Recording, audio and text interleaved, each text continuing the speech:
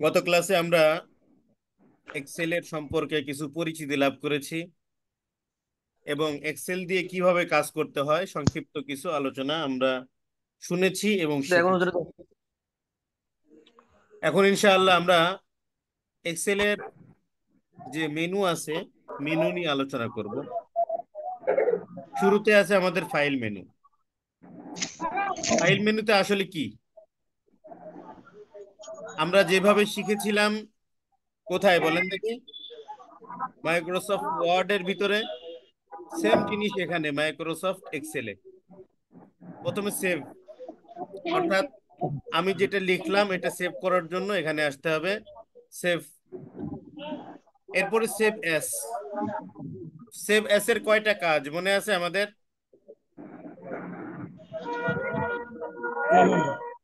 Save S এর কয়টা কাজ মনে আছে? যে হ্যাঁ, বলেন দেখি। সেভেসে একটা নতুন ফাইল সেভ করা, তারপরে পিডিএফ, তারপরে মনে মানে নেই? প্রায় আচ্ছা, একজন বলতেছেন, দুইটা বলতে পারছেন। আচ্ছা, আমি বলে দিচ্ছি। সেভ এস এর প্রথম কাজ হলো কলম করা, অর্থাৎ আমার যে ফাইলটাকে আছে সেই ফাইলটাকে রেখে সেই ফাইলটাকে মডিফাই করার জন্য আমার যেটা দরকার, সেই জন্য সেভ এস।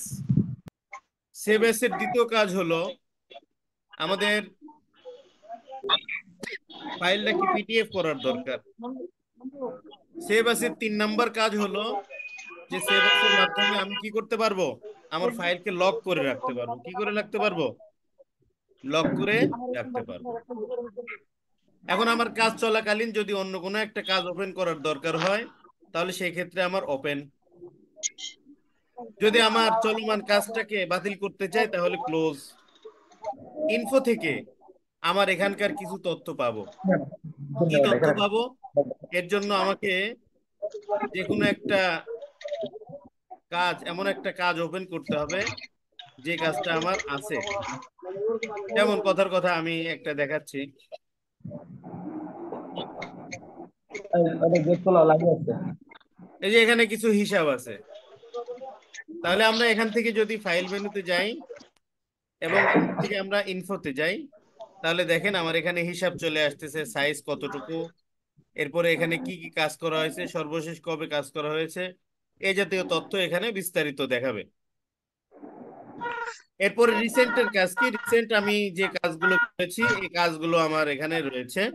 এখানে প্রায় 15-20টা মতো কাজ থাকে। নিউ কাজ করতে করতে আমার নতুন একটা ফাইল দরকার।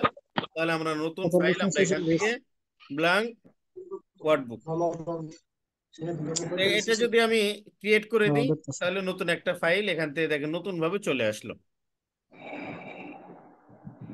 এরপরে যাই, নিউ গেল প্রিন্ট।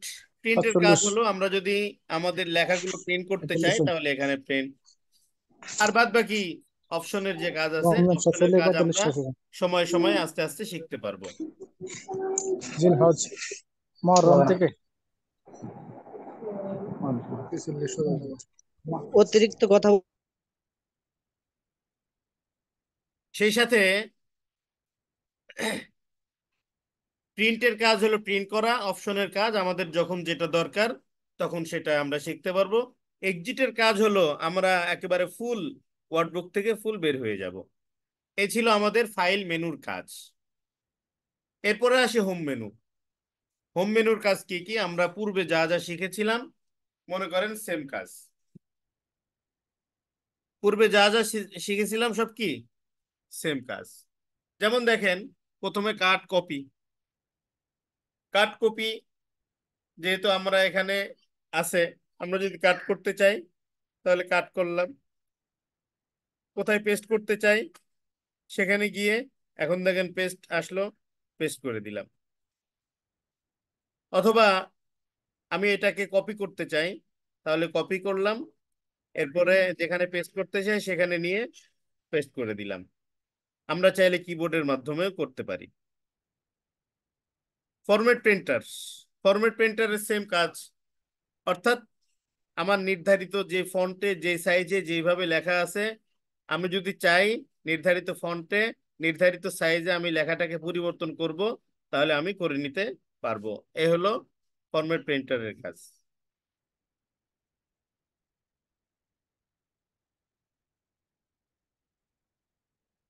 তাহলে এই ছিল ফরম্যাট প্রিন্টারের কাজ।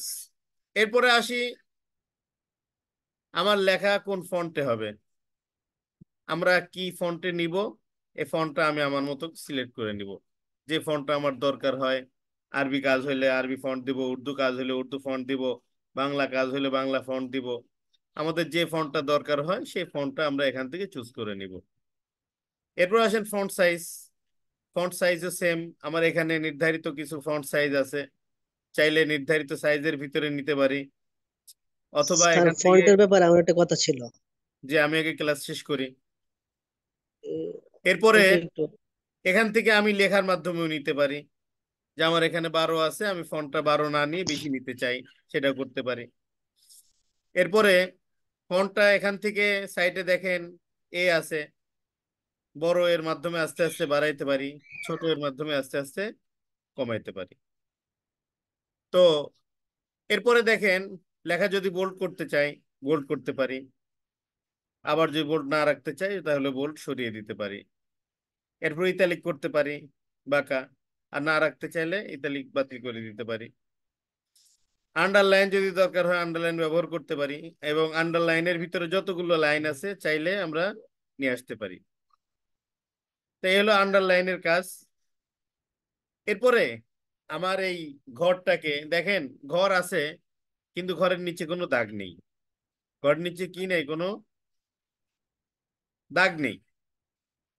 আমাদের কেমন যেন মাইক্রোসফট ওয়ার্ডে যেমন এমনি স্বাভাবিক লেখা থাকে সেরকম আছে, কিন্তু টেবলের মতো এত দাগ নেই। তো আমরা চাইলে টেবল করে রাখতে পারি। তো টেবলটা কিভাবে করতে পারি, যেমন আমার কতটুকু দরকার ততটুকু টেবল করতে পারি। আমি এখান থেকে নিয়ে এটুক মার্ক করলাম। মার্ক করার পরে আমি এখান থেকে যদি অল বর্ডার দিয়ে দিই, তাহলে অল বর্ডার হয়ে যাবে, আমাদের এটুক ফুল বর্ডার হয়ে গেল। আমি যদি চাই যে না বর্ডার রাখবো না, তাহলে আবার এটুকু মার্ক করে, অথবা যেটুকু বর্ডার রাখার নিয়ত নেই সেটুকু নো বর্ডার করে দিলে আবার বর্ডার বাতিল হয়ে যাবে। আমি যদি চাই যে না আমার এটা পুরাটাই বর্ডার থাকবে, তাহলে অল বর্ডার। অথবা যদি সাইড গুলো শুধু বর্ডার করতে চাই, যেমন আমরা এখান থেকে মার্ক করলাম, মার্ক করে এইটুক নিলাম, নেওয়ার পরে আমরা চাচ্ছি শুধু সাইড বর্ডার, তাহলে এখান থেকে আউটসাইড বর্ডারটা দিয়ে দিলাম। তাহলে দেখেন চতুর সাইডটা শুধু বর্ডার হয়ে গেল, বাকি জায়গায় আর বর্ডার নেই। তো ঠিক সেম ভাবে আমাদের এই কাজগুলো আমরা বর্ডার যেখানে যতটুকু দরকার সেটুকু আমরা বর্ডার ব্যবহার করতে পারবো। এরপরে আমাদের কাজ হলো এখানে কালার। কালারটা ফিল কালার। ফিল কালার আমাদের যতটুকু মার্ক করা থাকবে ততটুকু জায়গা কালার হবে, যতটুকু মার্ক করা থাকবে ততটুকু জায়গা আমরা কালার করতে পারবো। কি কালার করব, কিভাবে করব, আমাদের চাহিদা মতো আমরা কালার করে নিতে পারি। যদি দরকার না হয় তাহলে আমরা কালার মুক্ত রাখতে পারি। কথার কথা আমি একটা কালার দিলাম, এখন আমার কাছে মনে হচ্ছে যে যে কালারটা দিলাম এই কালারটা আমার চয়েস হচ্ছে না, কালার ছাড়াই আমার কাছে ভালো, তাহলে আমি এটাকে আবার মার্ক করলাম। মার্ক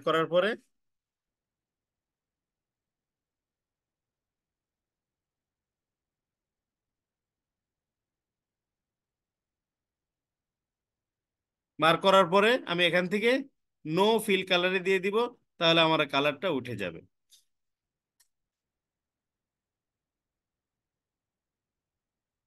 এরপরে আসি আমাদের লেখার কালার।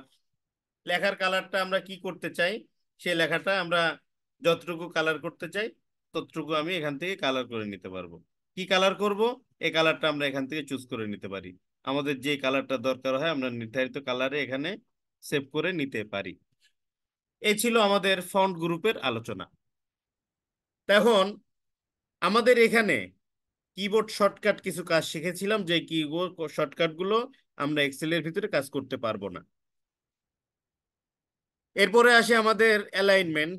অ্যালাইনমেন্টের ভিতরে আমাদের কয়েকটা জিনিস আছে। এর ভিতরে সর্বপ্রথম এখানে মোট দুইটা দিক খেয়াল রাখতে হবে আমাদের। যেহেতু এখানে যেভাবে টানি সেভাবে ছোট বা বড় হয়ে যায়। এখন আমার দেখেন লেখাগুলো মোট দুইটা লাইন আছে, একটা নিচে, একটা সেন্টারে, আর একটা টপ। তাহলে টপ অ্যালাইন, সেন্টার অ্যালাইন বা মিডিল অ্যালাইন, এটা হলো বটম অ্যালাইন। এখন আমার লেখাটা কোন জায়গায় থাকবে, উপরে থাকবে না মাঝে থাকবে না নিচে থাকবে, এই জন্য এই তিনটা। আমরা যদি চাই যে আমার লাইন যেভাবেই যাক না কেন আমার এই লেখাটা মাঝে থাকবে, তাহলে আমারটা মাঝে চলে আসলো। এরপরে যদি চাই যে না টপে থাকবে, তাহলে টপে চলে গেল। যদি না বটমে থাকবে, বটমে চলে আসলো। এটা ছিল উপর নিচে। এরপরে আমরা যদি পাশাপাশি যেটা, যদি আমরা বায়ে রাখতে চাই, লেফটে চলে গেল। আমরা যদি মিডিলে রাখতে চাই, সেন্টারে, সেন্টারে চলে আসলো। অথবা রাইটে যদি রাখতে চাই, রাইটে চলে আসলো। এক কথায় আমাদের এই পুরা ঘরটা কিভাবে সাজানো হবে সেটা নির্ভর করবে আমার উপরে, যে আমি এই ঘরটাকে কিভাবে রাখতে চাই। তো আমার যেভাবে দরকার আমি সেইভাবে ব্যবহার করব। আমার যদি আমার যদি দরকার বেশি হয় কম হয়, ডানে হয় বায়ে হয় বা স্বাভাবিক যদি হয়, তাহলে আমরা স্বাভাবিকভাবে রাখতে পারবো। অনেক সময় দেখা যায় যে আমাদের লেখাগুলো বাঁকা, বিশেষ করে বিভিন্ন কাজের সময় বাঁকা দরকার পড়ে। আমরা চাইলে বাঁকা করে ফেলতে পারবো। কিভাবে পারবো? যেমন দেখেন আমাদের এই লেখাটা জুন, আগে সোজা ছিল এখন এদিকে বাঁকা হয়ে গেল। আমরা চাইলে যদি এদিকে করতে চাই, এদিকে করতে পারবো। এখান থেকে একবার খাড়াখাড়ি লেখাটা করে নিতে পারবো। এক কথায় আমরা যেভাবে খুশি সেইভাবে আমরা এটাকে চেঞ্জ করে নিতে পারবো। আমরা যদি আবার আগের মতো ফিরে যেতে চাই, তাহলে এখান থেকে আবার আগের অবস্থায় ফিরে চলে আসবো। এরপরে আসি আমাদের এই লেখাটা। অনেক সময় দেখা যায় যে ঘরের ভিতরেই শুরুতে বা সাইটে আমাদের স্পেস দেওয়ার দরকার পড়ে। আমরা ইয়েতে যেভাবে শিখেছিলাম, আমরা এখান থেকে আস্তে আস্তে স্পেস দিয়ে নিতে পারবো।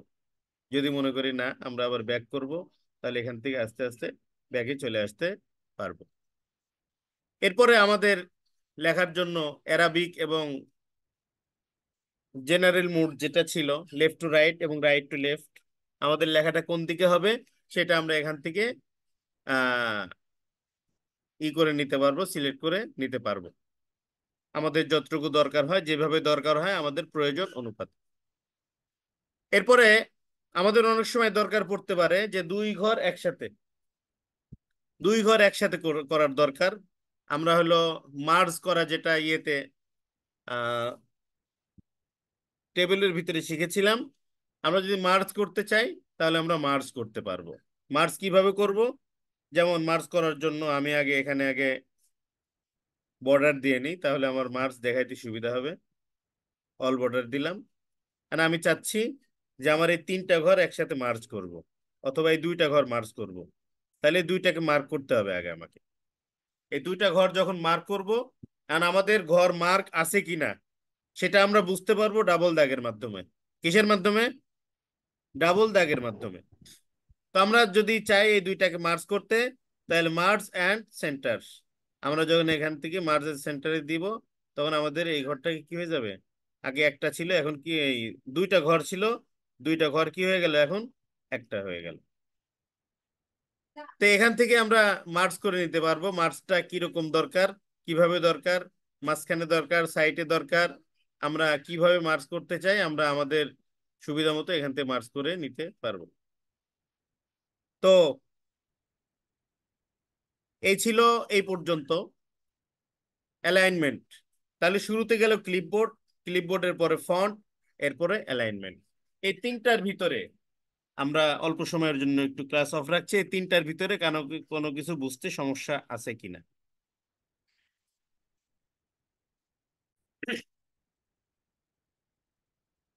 তাহলে এবার আমরা শিখতে পারি নাম্বারিং।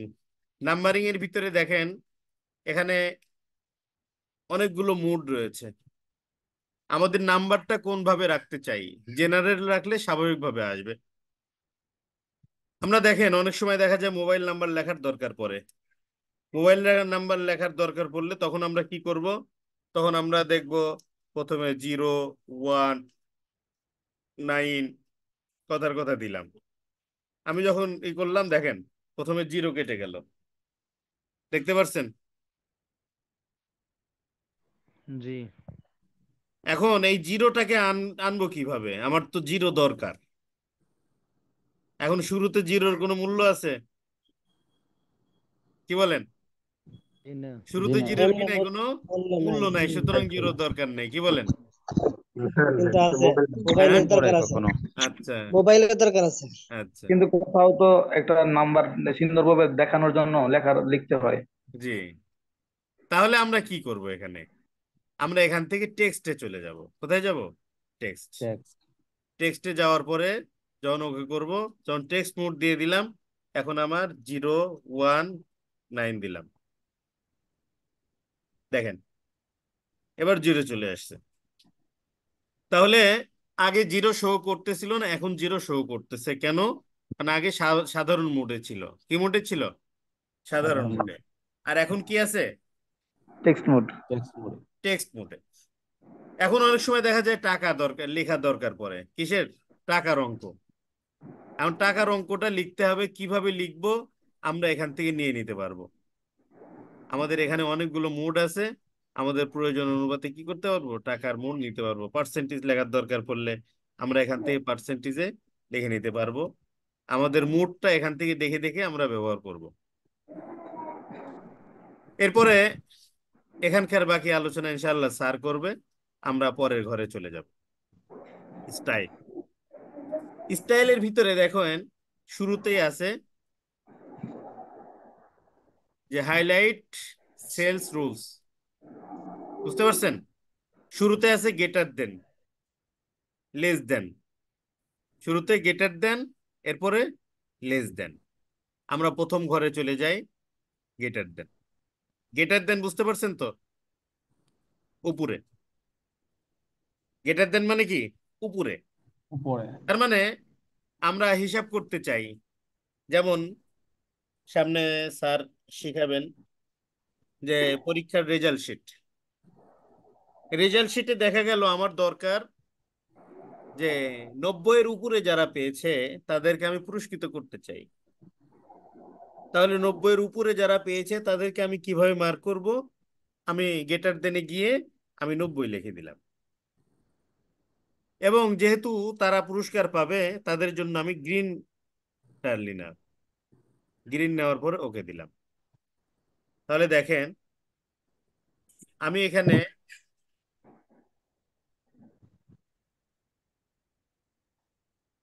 আচ্ছা, এখানে যে পার্সেন্টেজ করা আছে এই জন্য পার্সেন্টেজ আসতেছে। আমি পার্সেন্টেজটা কেটে দিয়ে জেনারেল মোড দিয়ে দিলাম।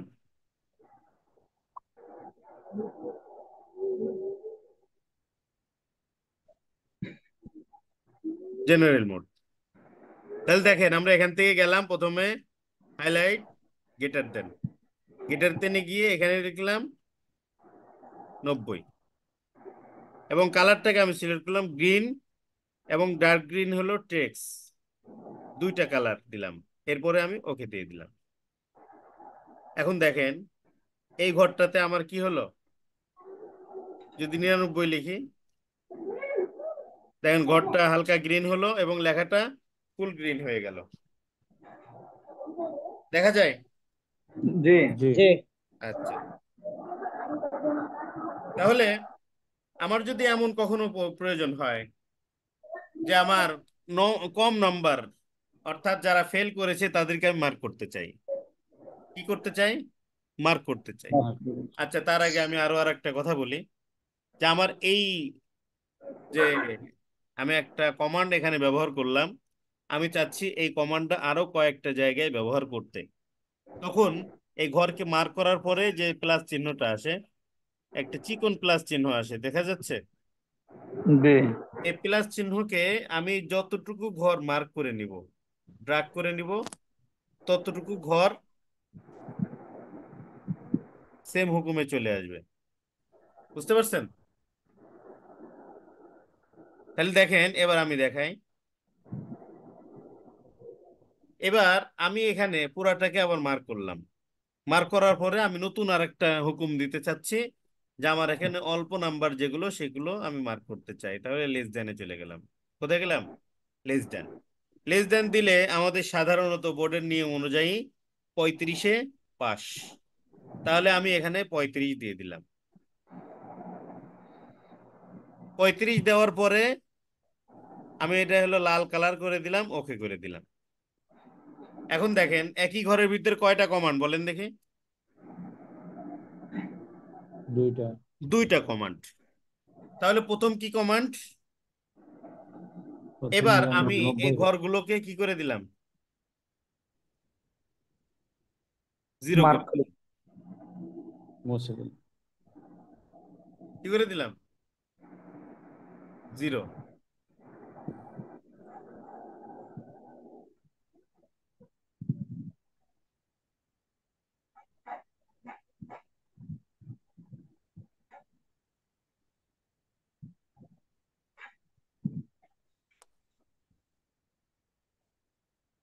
জিরো করে দেওয়ার পরে দেখেন আমার পুরো ঘর কি হয়ে গেল? খালি। খালি হয়ে গেল। এখন আমি যদি এখানে 40 লিখি, লাল আছে? জি জি না। না। নাই। সবুজ আছে? জি না। জি না। জি না। কোনোটা নেই। কেন নেই বলেন দেখি? সবুজ হইলে কমান্ড 90 হতে হবে, আর লাল আমি হইলে সূত্র 35 ব্যবহার এর নিচে করেছি হতে হবে। কয়টা? দুইটা। দুইটা। দুইটা। দুইটা। একটা সূত্র হলো 90-এর উপরে হলে সবুজ হবে। দ্বিতীয় নম্বর সূত্র 35-এর নিচে হলে 35 এর 35-এর লাল। নিচে নিচে হলে লাল লাল। হবে। লাল হবে। হবে। তাহলে দেখেন 35 লিখলাম, এটাও হলো না। নিচে কেন হতে হলো হবে। না বলেন দেখি? 35 এর 34 নিচে হতে হবে। 35-এর নিচে নিচে। হতে হবে, তার মানে 35 আমি যেটা লিখবো সেটা হুকুমের বাইরে থাকবে। সেটা কি থাকবে? হুকুমের বাইরে বাইরে। বাইরে। থাকবে। 90 লিখলাম, আমার 90টা কি হয় নাই? সবুজ গ্রিন হয় না। গ্রিন হয়নি। গ্রিন হয় নাই। কেন হয় নাই? 90-এর উপরে হতে হবে। 90-এর উপরে হতে হবে। তাহলে এবার দেখি 91 লিখে দেখি কত হয়। গ্রিন হয়ে গেল, তাই তো? জি। জি। 91 লিখলাম আর কি হয়ে গেল? গ্রিন গ্রিন হয়ে হয়ে। গেল। আমি 91 আর এদিকে আমি 35-এর জায়গায় কি লিখলাম? 34 লিখলাম। আমার লাল থেকে গেল। বুঝতে পারছেন বিষয়টা? জি জি। জি। তার মানে আমার এখানে যে দুইটা হুকুম দিয়েছি একই সাথে দুইটা হুকুমই বহাল আছে। এখন আমি পুরস্কৃত যাদেরকে করতে চাই তাদের জন্য গ্রিন কালার সিলেক্ট করলাম, আর যাদেরকে তিরস্কার করতে চাই, তিরস্কৃত করতে চাই, তাদেরকে কি করলাম আমি? লাল কালার। লাল কালার করে দিলাম। তাহলে আমার এখানে যখন আমি লিখবো, তাহলে এটা হয় পুরস্কারের খাতায় না হলে তিরস্কারের খাতায় তারা কালারিং হয়ে যাবে।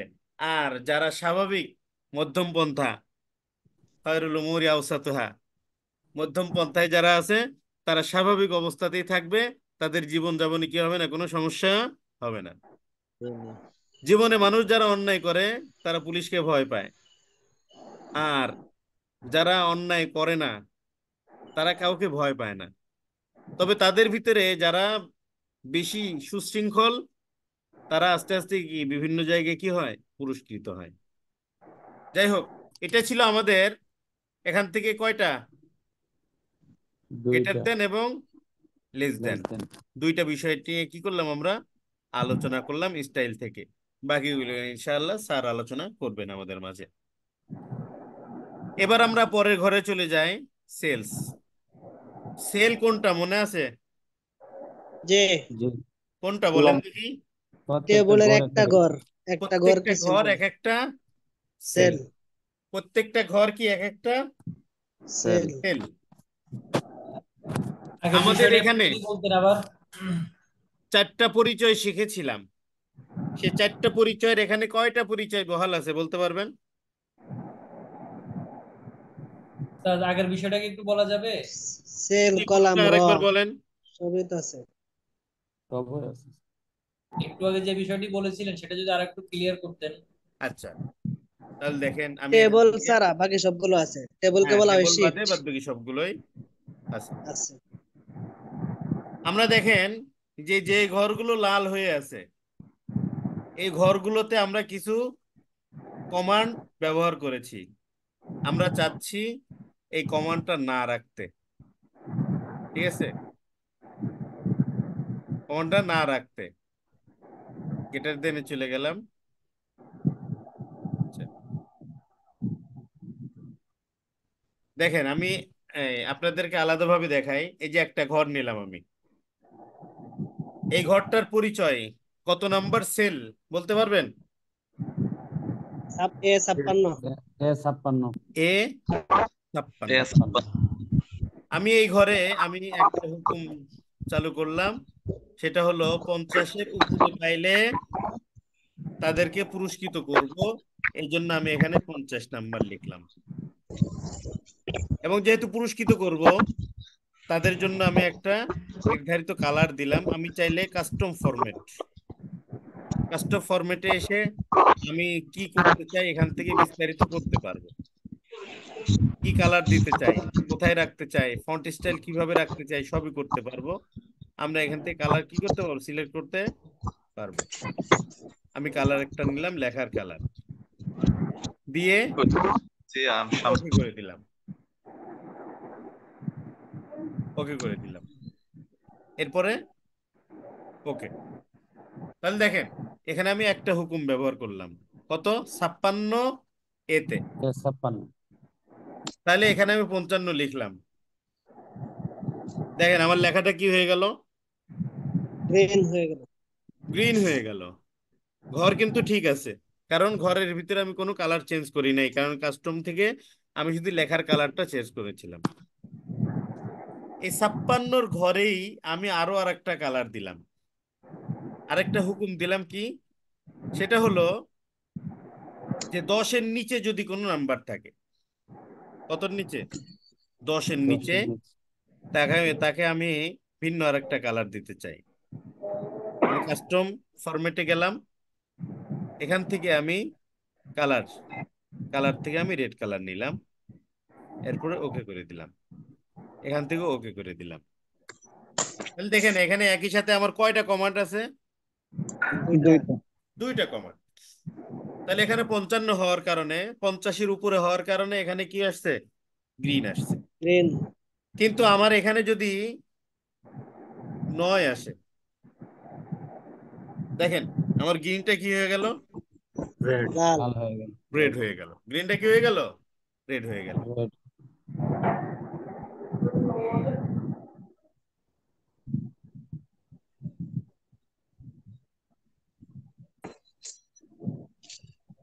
তাহলে আমার 62 পর্যন্ত আমার হুকুমটা আছে, তাই তো? এ জি দেখেন 62 পর্যন্ত, এবার আমি দেখি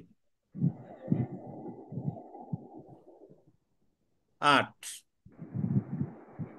9, 10, দেখছেন, জি 11। এরপরে আবার লাস্টে 50 দিয়েছিলাম, আমরা সেখানে 50 থেকেই শুরু করি। 50,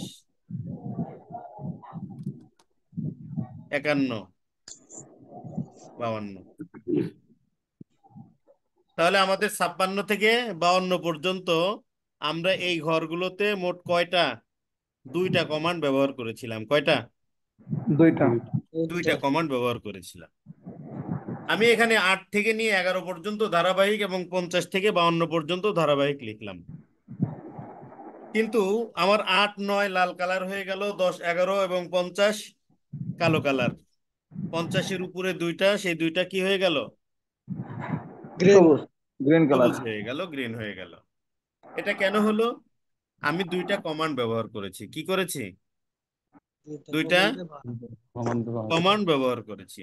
কি কমান্ড ব্যবহার করেছি, যে আমার এখানে যদি কি হয়, 50-এর উপরে পাই। 50-এর উপরে হয়, তাহলে লেখাটা গ্রিন কালার হয়ে যাবে। কি হয়ে যাবে, লেখাটা গ্রিন গ্রিন কালার। কালার হয়ে যাবে। আবার আমি যদি চাই, আমার আরো আর একটা হুকুম আমি এখানে কমান্ড দিয়েছি, যে আমার যদি লেখাটা 10-এর নিচে হয় তাহলে এই লেখাটা কি কালার হয়ে যাবে? রেড কালার রেড হয়ে রেড যাবে। কালার হয়ে যাবে। এখন কত হবে না হবে এটা আমরা নির্বাচন করব। আমি যে দিলাম এখানে 10, তার মানে 10 10ই না। আমার প্রয়োজন মাফিক যদি দরকার হয় তাহলে আমি সেটা লিখতে পারি। আমার প্রয়োজন যদি হয় তাহলে কি করতে পারি, আমি লিখতে পারি। কি লিখতে পারি? যে আমার এখানে কি আছে, যেমন পরীক্ষার জন্য অনেক সময় বিশেষ করে দরকার হয় যে পরীক্ষার রেজাল্ট শিট আমি করলাম, কে কে ফেল করছে আমাকে আলাদা বাছাই করে করে লিখতে হতো। কিন্তু আমি যখন এখানে কি করে দিলাম, আমার কমান্ডটা ব্যবহার করে দিলাম পুরাটার ভিতরে, তাহলে এখানে অটোমেটিক যেগুলো নাম্বার কম আসবে আমার রেড কালার দিয়ে দিলাম, রেড কালার অটোমেটিকলি চলে আসবে। বুঝতে পারছেন? আমার মনে করেন জি। ফুল মার্ক, অর্থাৎ মনে করেন 8টা সাবজেক্ট, 8টা সাবজেক্টের ভিতরে 800 নাম্বার। কত নাম্বার? 800। 800 আচ্ছা। নাম্বার। এখন এই 8টা সাবজেক্টের ভিতরে আমি যদি চাই যে আমার একটা নির্ধারিত নাম্বার দিয়ে দিলাম, 760 পর্যন্ত যারা নাম্বার পাবে, কত? 760 যারা হ্যাঁ, নাম্বার যারা পাবে, অর্থাৎ 95 গড় যারা পাবে, তাদেরকে আমি কি করব? পুরস্কৃত করব। তাহলে আমি সেম এগুলো আবার মার্ক করলাম। মার্ক করার পরে আমার এখানে এটার দেন,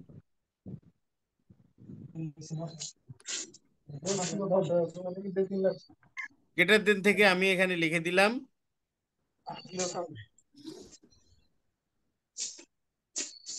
আচ্ছা,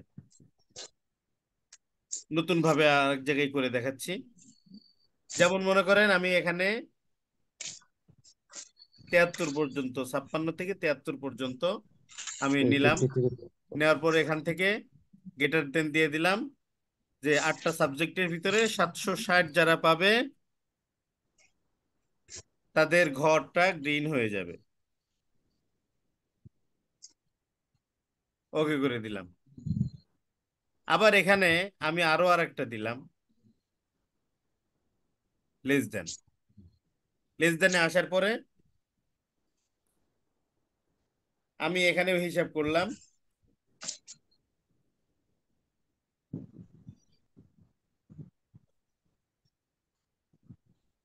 280 নাম্বারের নিচে যারা পাবে তাদেরটা রেড কালার, ওকে দিয়ে দিলাম। তাহলে দেখেন আমি এখান থেকে লিখি 280, 281,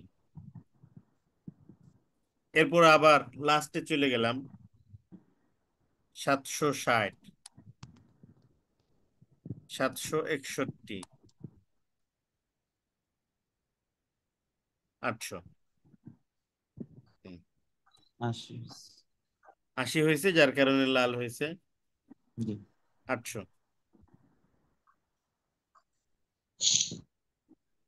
তার মানে এটা মোট নাম্বারে এই অপশনটা সিলেক্ট করতে হবে, স্যার। হ্যাঁ, আমি যদি চাই মোট নাম্বারে তাহলে এটা মোট নাম্বারে হয়ে যাবে, আমি যেখানে চাই সেখানেই হয়ে যাবে। আমি যদি নাম্বারের ঘরগুলো করতে চাই নাম্বারের ঘরগুলো করতে পারবো, আমি যদি চাই মোট নাম্বারে ঘরে করব মোট নাম্বারে ঘরেও করতে পারবো। আমি যেখানে খুশি সেখানে ব্যবহার করতে পারবো। প্রিন্ট দিলে এই কালারটা বের হবে। প্রিন্টে জি কালার বের হবে।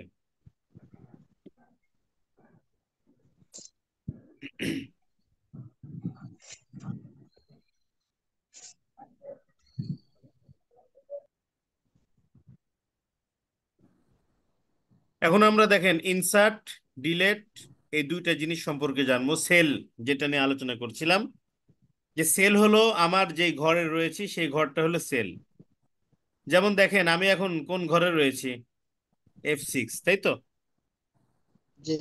F6-এ আমি রয়েছি।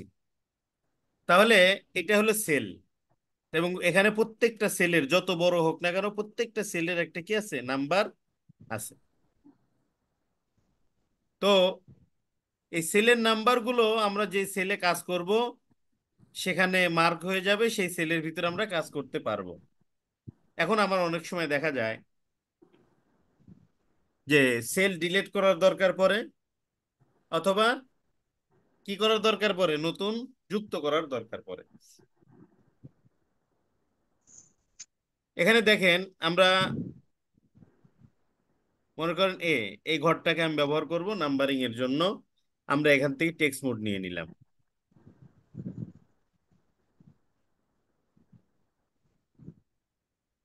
টেক্সট মোড নিয়ে নিলাম। এখন আমি মার্ক মার্ক করতে চাই 01, 02, দুইটা লিখে ফেললাম। এই দুইটা লেখার পরে এই দুইটাকে মার্ক করার পরে আমি যদি এখান থেকে প্লাস চিহ্ন ধরে নিচে টানি, যতদূর পর্যন্ত টানবো ততদূর পর্যন্ত আমার দেখেন লেখা অটোমেটিক হয়ে গেল। দেখতে পাচ্ছেন? যে একটু বড় করলে মনে হয় একটু ক্লিয়ার হইতো আচ্ছা স্ক্রিনটা। আচ্ছা, স্ক্রিনটা আমি বড় করে দিচ্ছি।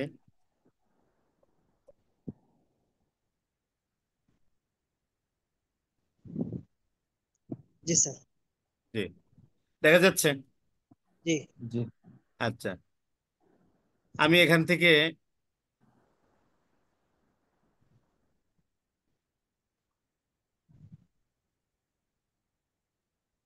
সুতুর নেম যে ফন্টটা নিলাম,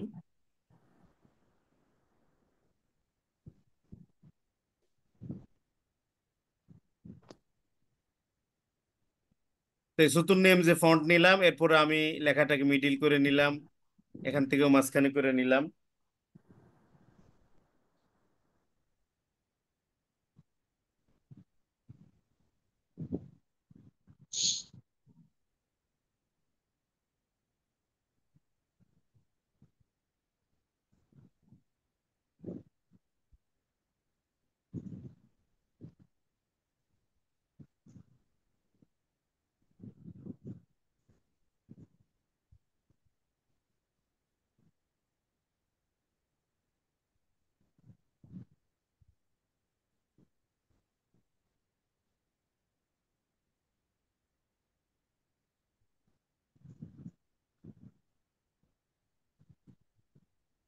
আওয়াজ আসে না।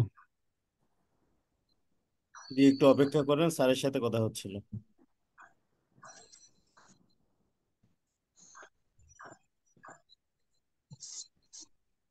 রাত কয়টা পর্যন্ত চলবে? বেশি লেট হয়ে যাচ্ছে আপনাদের? না স্যার। স্যার দু একটা আলোচনা করে শেষ করে দেবেন ইনশাআল্লাহ। জি না, জি না, বেশি দেরি হয় নাই। স্যার তো 11:30, অনেক সময় 11:15টাও বাজে, অসুবিধা নেই। মোবাইলের চার্জে কোলাই না হয় সারা রাত করলে সারা রাত করতে পারতাম। আমাদের এলাকা আবহাওয়া অনেকটাই খারাপ, ওই জন্য বলছিলাম।